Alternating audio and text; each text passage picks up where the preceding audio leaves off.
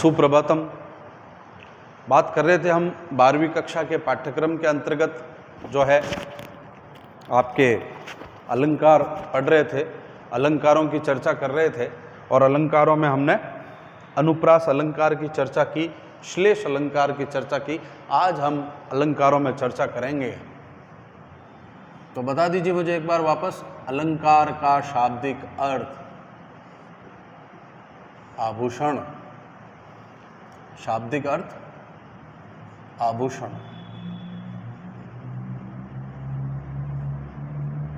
कौन सा अलंकार का भेद है आज? आज है आपके यमक अलंकार। यमक अलंकार।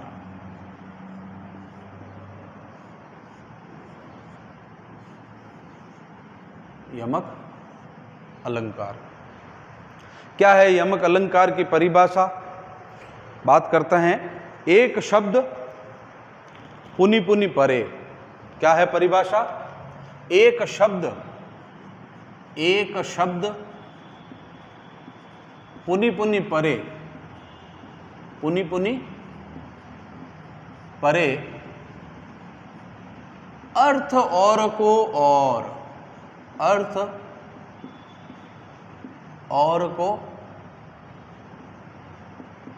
और, अर्थ और को और। क्या तात्पर्य है यहां? शब्द कितने होंगे? शब्द भी एक जैसे होंगे। शब्द एक जैसा, एक शब्द, और वो क्या होगा? वो आएगा पुनि पुनि, यानी कि बार बार। पुनि पुनि यानी एक ही शब्द बार बार आएगा और उसका अर्थ, अर्थ और को और, अर्थ जो है उसका हमेशा प्रत्येक बार जो है उसका अर्थ जो है वो अलग होगा। उदाहरण द्वारा समझेंगे। कनक कनक कनक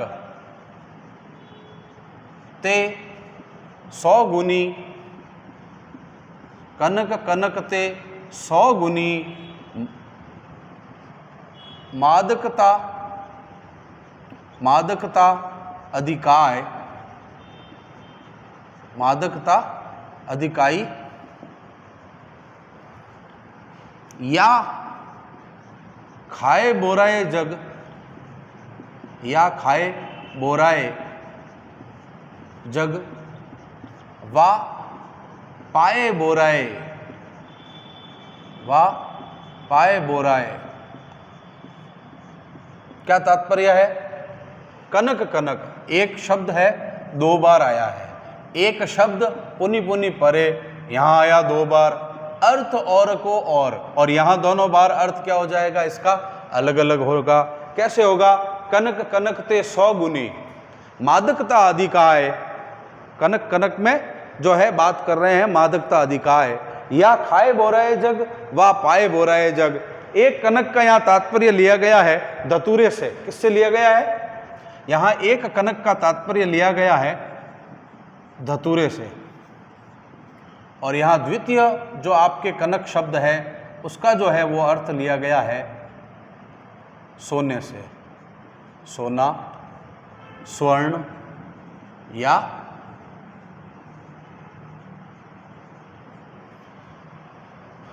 एक कनक का तात्पर्य किससे लिया गया? धतूरे से। क्या विशेषता होती है धतूरे की? धतूरे की तो विशेषता ये होती है कि व्यक्ति जो है इसको जब खा लेता है, इसको खाने पर आदमी जो है, व्यक्ति जो है वो पागल हो जाता है। ये तो बात समझ में आती है। लेकिन दूसरी जो कनक का यहाँ तात्पर्य है सोने से, स्वर्ण से, गोल्ड से। जो स्वर्ण है उस स्वर्ण को तो वाह पाए बोराए जग, इसको तो केवल प्राप्ति करने पर ही, स्वर्ण की तो केवल प्राप्ति करने पर ही व्यक्ति क्या हो जाता है? पागल हो जाता है।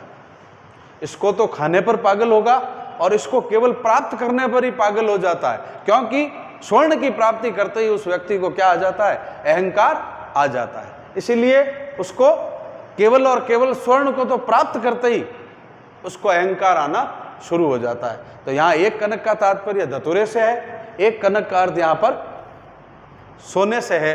एक धतूरे को खाने के बाद व्यक्ति पागल हो जाता है, लेकिन स्वर्ण की तो केवल प्राप्ति होने पर ही, केवल और केवल प्राप्ति होने पर ही वो क्या हो जाएगा, वो पागल हो जाएगा। ये बताया गया है यमक अलंकार। एक शब्द पुनि पुनि परे, एक शब्द बार बार आएगा, अर्थ और को और, अर्थ उसका अलग अलग, प्रत्येक बार उसी शब्द का अर्थ, एक जैसे शब्द की पुनरावृत्ति होने पर उसी शब्द का अर्थ जो है वो दूसरी बार वापस अलग अलग आएगा।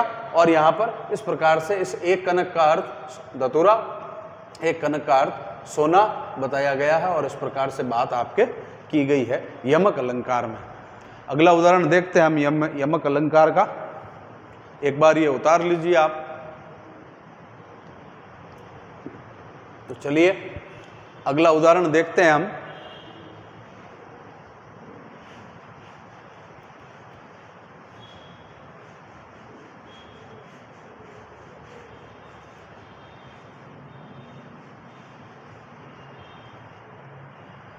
क्या है अगला उदाहरण? अगला उदाहरण बता रहा हूं मैं आपको महान हमारे प्रतापी मराठा साम्राज्य के शासक शिवाजी के संदर्भ में। तो शिवाजी के साम्राज्य में मुगलों में जो डर व्याप्त था उसकी बात की जा रही है। और बात करते करते हम यहाँ 3 बेर खाती ते 3 बेर खाती ते वे 3 बेर खाती है।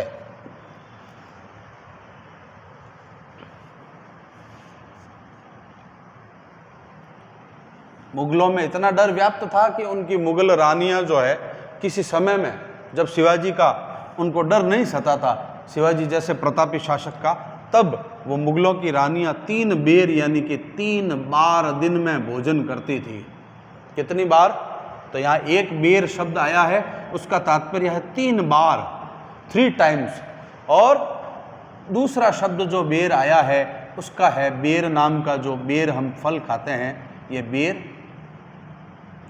जो फल हम खाते हैं उसकी बात की जा रही है। जो उनकी मुगल साम्राज्य की जो रानियां दिन में 3 समय भोजन करती थी, एक बेर का अर्थ है 3 बार भोजन करती थी, ते वे 3 बेर खाती है। और अब वो केवल सिर्फ क्या खा रही है? 3 जो है बेर नाम के फल खा रही है। शब्द एक जैसा, एक शब्द पुनि पुनि परे, आया साहब वापस, अर्थ और को और, अर्थ एक बार बार और एक बार 3 बेर जो है उसकी बात की जा रही है। अगला उदाहरण देखिए, इसी में आप पहले आप ये लिख लीजिए।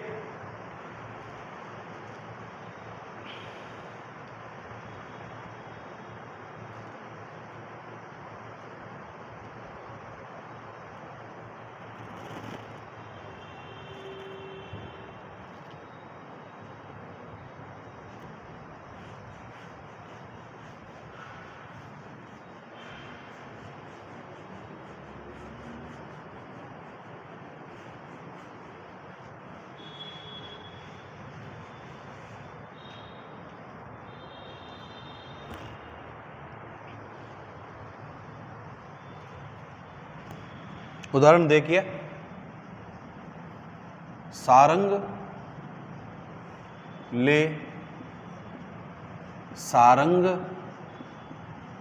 चली, सारंग पूगो आए। सारंग ले सारंग चली, सारंग पूगो आए, सारंग ले सारंग धरियो, सारंग ले सारंग धरियो, सारंग ले सारंग धरियो, सारंग ले सारंग धरियो, सारंग सारंग माए, सारंग सारंग माए। तो एक शब्द, हाँ साहब एक शब्द ये लीजिए, सारंग 1, सारंग 2, सारंग 3, सारंग 4, सारंग 5 और सारंग 6 और सारंग 7। 7 बार एक ही शब्द आया है और प्रत्येक बार उसका अर्थ जो है वो भिन्न भिन्न है। क्या है भिन्न भिन्न? देखिए, तो प्रथम सारंग, सारंग ले सारंग चली। प्रथम सारंग का अर्थ है घड़ा, घड़ा लेकर सारंग। द्वितीय सारंग का अर्थ यहाँ पर बताया गया है युवती से। कौन चली? सारंग यानी घड़ा लेकर कौन चली? युवती चली, सारंग। तृतीय सारंग का अर्थ यहाँ पर आया है वर्षा से। किससे है? वर्षा से या मेघ से, वर्षा या मेघ। और चतुर्थ सारंग का अर्थ है सारंग ले सारंग धरियो। चतुर्थ सारंग यानी कि इसका अर्थ है वस्त्र। क्या अर्थ है? इस सारंग का अर्थ है वस्त्र और इस सारंग का अर्थ है घड़ा। इस सारंग का पुनः अर्थ क्या है? घड़ा। वस्त्रों को लिया और घड़े में रखा। सारंग, सारंग माय। और अंतिम सारंग क्या है? इस सारंग का अर्थ है सुंदरी और इस सारंग का अर्थ जो है आपके वो है सरोवर। क्या अर्थ है?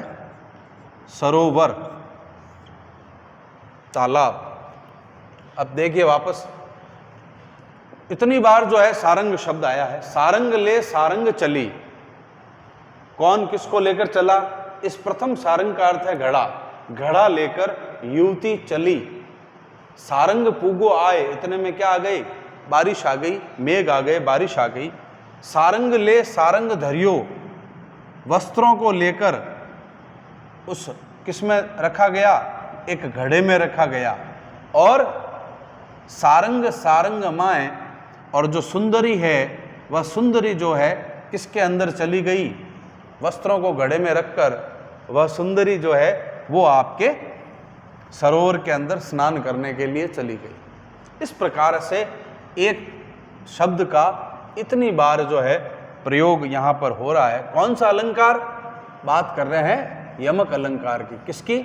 केवल और केवल यमक अलंकार की बात की जा रही है कि शब्द एक होगा, अर्थ और को और। अब हम इसके भेदों के बारे में बात करते हैं।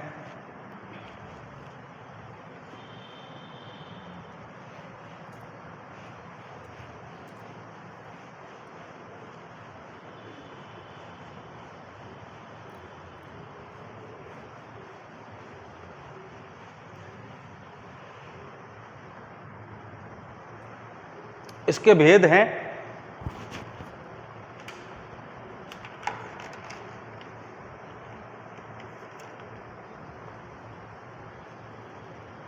अभंग, यमक। अभंग यानी अभंग, अभंग, यमक। अभंग यमक, जिसमें क्या नहीं होगा? कुछ भी भंग नहीं होगा। यानी कि जो शब्द है वो एक ही शब्द जो आएगा वो दोनों बार पूरा का पूरा आएगा। जैसे मैंने आपको कनक कनक वाला उदाहरण बताया था, कनक कनक, इसमें दोनों बार शब्द पूरे के पूरे आए थे। एक मैंने आपको और उदाहरण बताया था, तीन बेर, तीन बेर और तीन बेर, दोनों बार यहां पर भी क्या आया था? आपके शब्द जो है वो पूरे के पूरे आए थे। किंतु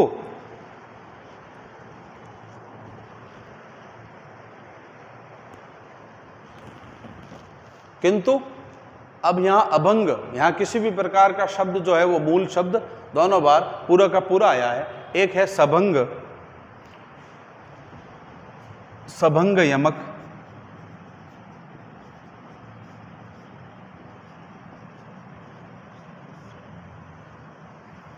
क्या है? कुमोदिनी,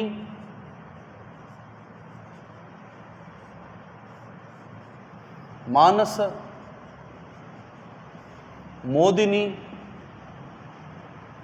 कुमोदिनी मानस मोदिनी, कुमोदिनी, मानस मोदिनी, कहीं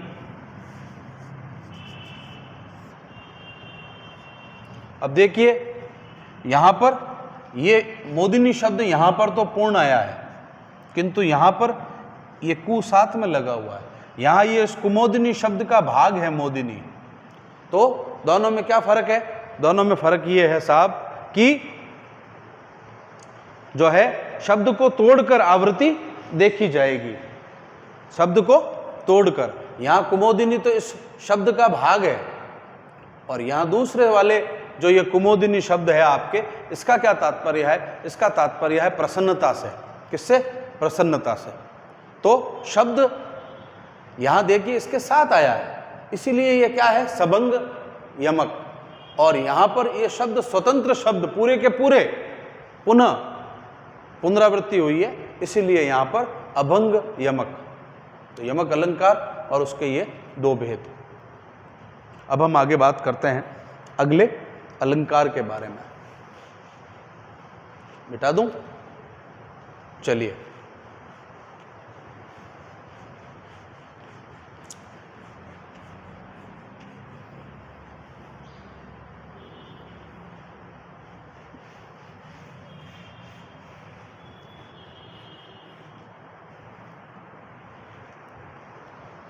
अगला है हमारे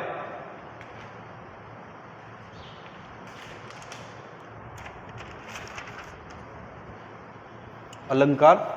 कौन सा?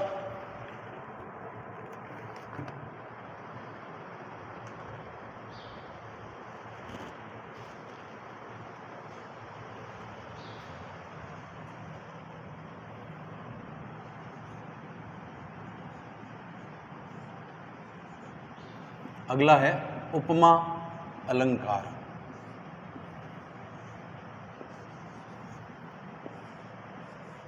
उपमा अलंकार क्या परिभाषा देंगे हम? रूप रंग गुण काहू को, परिभाषा लिख देता हूं। रूप रंग गुण काहू को, रूप रंग गुण काहू को, काहू के अनुसार, काहू के अनुसार, रूप रंग गुण काहू को, काहू के अनुसार वाको उपमा कहत है। वाको उपमा कहत है। सुबुद्धि आगार, सुबुद्धि आगार। वाको उपमा कहत है जे सुबुद्धि आगार। क्या है भाई? रूप रंग गुण, रूप की रंग की गुण की बात की जा रही है। रूप रंग गुण, रूप रंग गुण काहू के काहू, काहू को काहू के अनुसार ही, यानी कि यहां तात्पर्य है किसी भी वस्तु की हम बात करेंगे, किसी भी व्यक्ति की बात करेंगे, किसी भी वस्तु व्यक्ति की बात करी, तो हमने उसको जो है किसी दूसरी वस्तु के समान, किसी दूसरी वस्तु से उसकी क्या की? उसकी हमने की साहब यहाँ पर तुलना। क्या की हमने? हमने यहाँ पर उस वस्तु की तुलना की। हमने तुलना की कि ये वस्तु जो है उसके समान है, या ये वस्तु। अब यहाँ तुलना किस प्रकार से करेंगे? या तो हम उसकी तुलना उसके किसी रूप के अनुसार कर सकते हैं, या तुलना हम रंग में कर सकते हैं, या तुलना हम ज्ञान में कर सकते हैं, या कोई कला में कर सकते हैं, या कोई क्रिया में कर सकते हैं। इस प्रकार से किसी भी रूप में हम तुलना करेंगे एक वस्तु की दूसरी वस्तु से, उसके साथ तुलना करते हैं। इस तुलना करने को ही क्या कहा जाता है? उपमा। अब इसके काफ़ी 4 भाग हैं। क्या भाग हैं और कैसे तुलना होती है, और फिर उसके भेद क्या है, देखिए आप आगे। पहले आप ये समझिए कि इसका सामान्य सा अर्थ है उपमा अलंकार का, किसी दूसरी वस्तु के रूप, रंग ज्ञान, कला, क्रिया आदि से तुलना करना। क्या करना? केवल और केवल तुलना करना और उसको उसके जैसी बताने का प्रयास करना। एक वस्तु को दूसरी वस्तु जैसा बताने का प्रयास करना।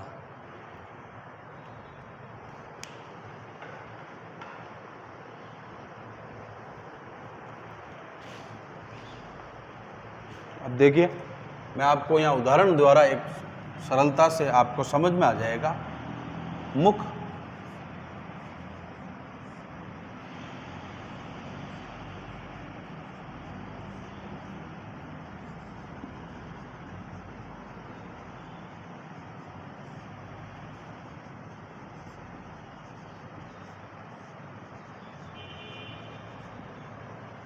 क्या है साहब? मुख कमल के समान सुंदर है। ये हमने एक वाक्य लिखा यहां पर। और मुख किसके समान है? यहां किसकी बात कर रहे हैं? यहां जिसकी बात की जाएगी। अब उपमा के 4 अंग हैं, उपमेय और उपमान, समान धर्म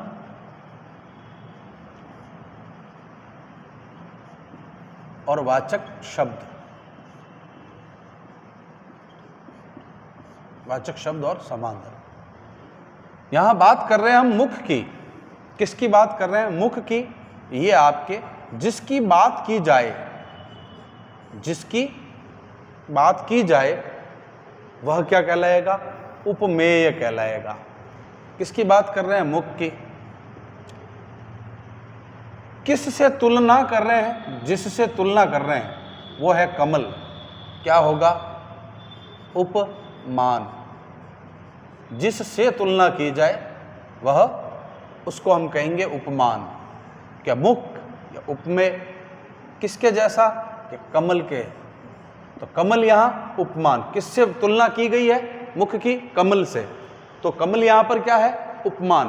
और हम बात कर रहे हैं के समान। ये जो है आपके क्या है?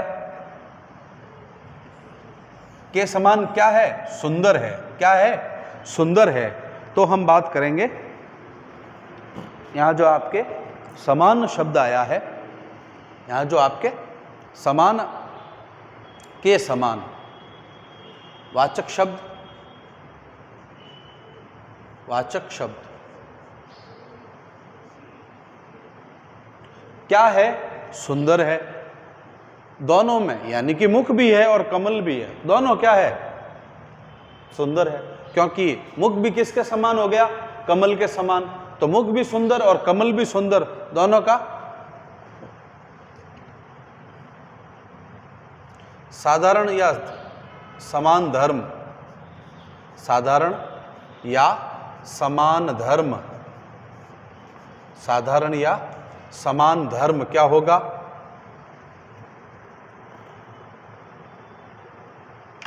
साधारण या समान धर्म क्या होगा? सुंदरता। क्या होगा? सुंदरता।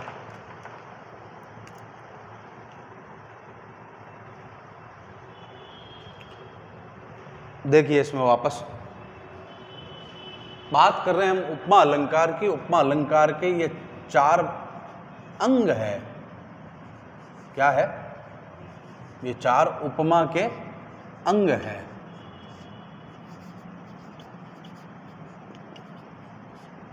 कौन कौन से अंग हैं?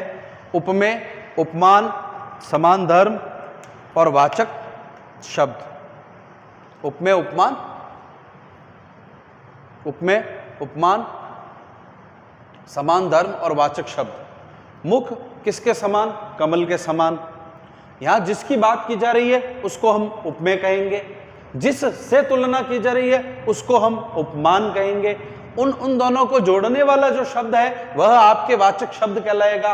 और उन दोनों तुलना करने पर वो दोनों वस्तुएं एक जैसी हो जाएगी और वो एक जैसा जो समान धर्म होगा कि मुख भी सुंदर है और कमल भी सुंदर है। तो ये जो समान धर्म है इसको हम समान धर्म या साधारण धर्म कहेंगे। आइए इसकी उतार लीजिए आप।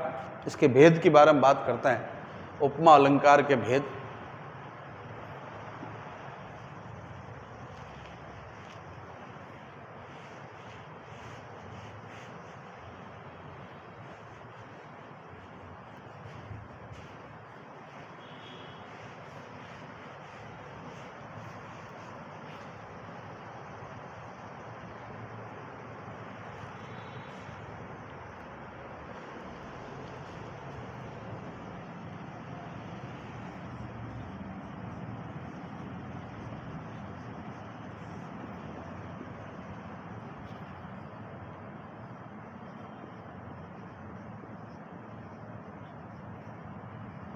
पूर्णोपमा, लुप्तोपमा, भेदों की बारंबार बात करते हैं। तो पूर्णोपमा, पूर्णोपमा, पूर्ण उपमा, मतलब जब यहां पर हमने बात की थी अभी, मुख कमल के समान सुंदर है।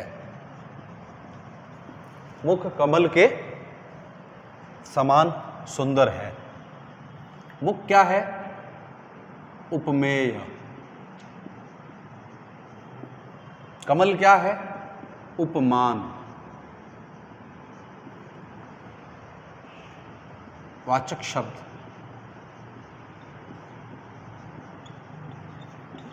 वाचक शब्द जो दोनों को जोड़ रहे हैं, एक जैसा बता रहे हैं, तुलना कर रहे हैं। और सुंदर जो दोनों में कॉमन चीज होगी। सुंदर जो है आपके हो जाएगा साधारण धर्म, साधारण या समान धर्म।